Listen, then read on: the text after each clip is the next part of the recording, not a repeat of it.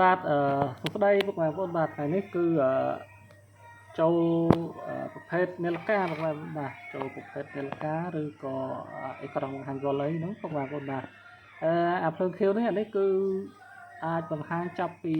4-5 វ៉ុលពុកម៉ែបងប្អូនបាទដល់120 វ៉ុលចំណែកភ្លើងក្រហមនេះអានេះជាប្រភេទភ្លើងរត់ទេពុកម៉ែបងប្អូនបាទនេះគឺ220ដល់500និយាយទៅត្រឹមពី70-80 វ៉ុលក៏អាចប្រើវាបានហើយបាទ70-80 វ៉ុលហ្នឹងទៅដល់300 វ៉ុលឬក៏500 វ៉ុលអីហ្នឹងឯងពុកម៉ែបងប្អូនបាទអាចប្រើវាបាន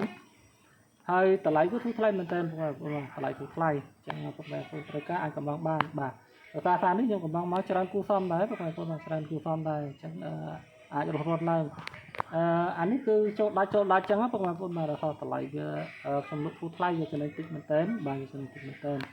អញ្ចឹងពុកម៉ែបងប្អូនមានតម្រូវការចង់មើលកម្រិតវ៉ុលក៏ដូចជាឲ្យយើងដឹងថាភ្លើងរត់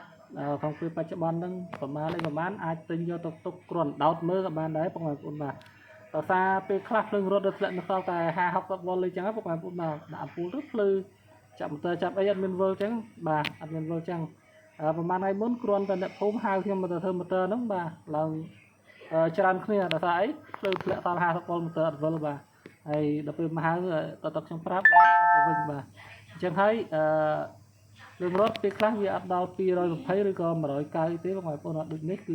200បាទ200ហើយមានពេលខ្លះគឺបានត្រឹម150 160អីចឹងភ្លើងកាន់តែកសោយហ្វីលទ័រយើងក៏វាខ្សោយទៅតាមហ្នឹងបាទខ្សោយតាមហ្នឹងអញ្ចឹងជួនកាលកុំច្រឡំថាខូចបងប្អូនបាទហើយតម្លៃគឺថ្លៃមែនទែនបាទជាហេតុជាទៀតអរគុណជំរាបលា